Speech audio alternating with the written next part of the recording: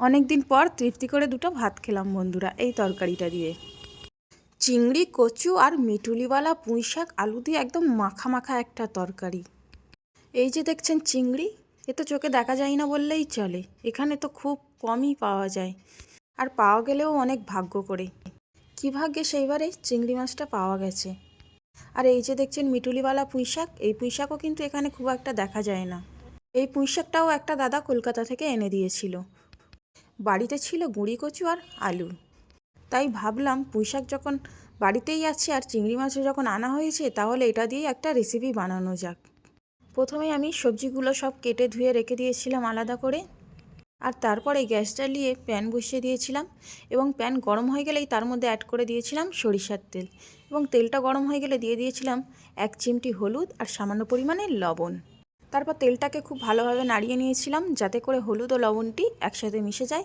তারপর এখানে দিয়ে দিয়েছিলাম চিংড়ি মাছগুলি একে একে। আলাদা করে চিংড়ি মাছে আর নুন হলুদ মাখাইনি।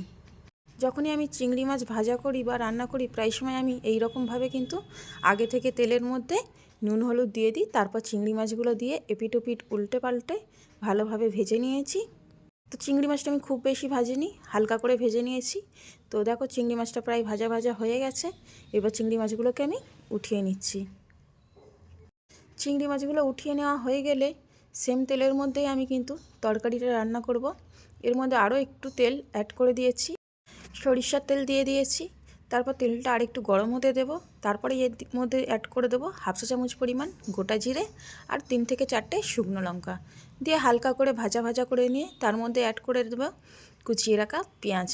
এখানে আমি একটা পেঁয়াজ নিয়েছি মিডিয়াম সাইজের, খুব বড় পেঁয়াজ আমি ইউজ করিনি। তো আর পেঁয়াজটাকে হালকা নরম হয়ে আসলে এর মধ্যে দিয়ে দেবো আদা ও রসুনের বাটা প্রায় 1/2 চা চামচ পরিমাণ। আদা রসুনের বাটাটা দিয়ে হালকা নাড়াচাড়া করে দিয়ে দেবো খুবই সামান্য পরিমাণে পানি, মশলাটা কষিয়ে নেওয়ার জন্য। এবার আমি এর মধ্যে কিছু গুঁড়ো মশলা অ্যাড করে দেব। যেমন প্রথমে দিয়ে দিয়েছিলাম 1/2 চা চামচের একটু বেশি পরিমাণে ধনিয়া গুঁড়ি, তারপর দিয়ে দিয়েছিলাম 1/2 চা চামচ পরিমাণে হলুদের গুঁড়ি, আর দিয়ে দিয়েছিলাম 1/2 চা চামচ পরিমাণে লাল লঙ্কার গুঁড়ি। সব গুঁড়ো মশলা দিয়ে খুব ভালোভাবে কষিয়ে নেব মশলা থেকে তেল ছেড়ে দেওয়া পর্যন্ত। তো মশলা থেকে তেল প্রায় ছেড়ে দিয়েছে।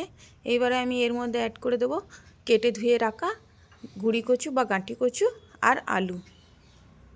আলু ও কচু দিয়ে দেওয়ার পর আমি খুব ভালোভাবে আলু ও কচুটাকে মশলার সঙ্গে কষাতে থাকবো। প্রায় 3 থেকে 4 মিনিট মতো আমি এটাকে খুব ভালোভাবে কষিয়ে নিয়েছিলাম। তো খুব ভালোভাবে কষানোর পর এর মধ্যে আমি খুবই সামান্য পরিমাণে, যেমন 1/2 কাপেরও একটু কম পরিমাণে পানি অ্যাড করে দিচ্ছি, কারণ কচু সিদ্ধ হতে একটু টাইম লাগে।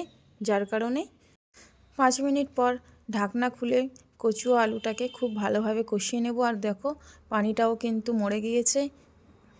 আর এই পর্যায়ে আমি দিয়ে দেব ভেজে রাখা চিংড়িগুলি। ভেজে রাখা চিংড়ি দিয়ে আবারও আমি খুব ভালোভাবে কষিয়ে নেব।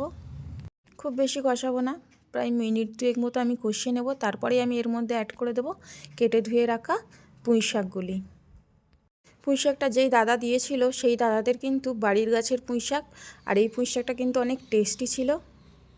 তো পুঁই শাকটা আমি দিয়ে দিয়েছি। এবার আমি খুব ভালোভাবে পুঁই শাকের সঙ্গে কচু আলুটা মিশিয়ে দেবো, একসঙ্গে খুব ভালোভাবে নাড়াচাড়া করে দেব এবং ঢাকা দিয়ে আমি লো ফ্লেমে 2 থেকে 3 মিনিট রান্না করে নেব। কারণ বেশিরভাগ সময় শাক থেকে পানি বেরোয়, তো এই পুঁই শাকটা থেকে বেশি একটা পানি বের হয়নি।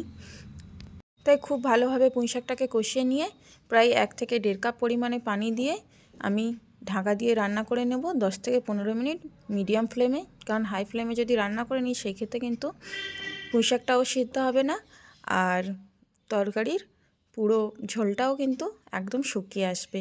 তারপর ঢাকা খুলে আমি দিয়ে দিলাম স্বাদ মতো লবণ, দিয়ে আবারও ভালোভাবে নাড়াচাড়া করে ঢাকা দিয়ে আমি রান্না করে নেব। 10 মিনিট পর তোমাদের আমি ঢাকা খুলে দেখাচ্ছি। দেখো একদম কিন্তু মাখো মাখো একটা তরকারি হয়ে গেছে, আর শাকটা কিন্তু দেখেই বোঝা যাচ্ছে একদম গলে গিয়েছে। এইবারে আমি এর মধ্যে অ্যাড করে দেব ভেজে রাখা জিরের গুঁড়ো প্রায় 1/2 চা চামচ পরিমাণ।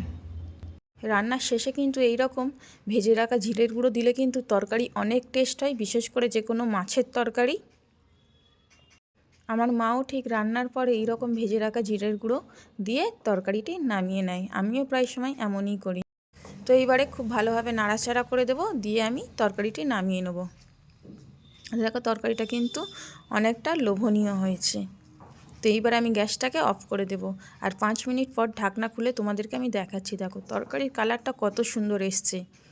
এই দিয়ে কিন্তু আমি 1 থালার জায়গায় 2 থালা ভাত খেয়ে নিয়েছিলাম। তোমাদের কেমন লাগে এই রেসিপিটা?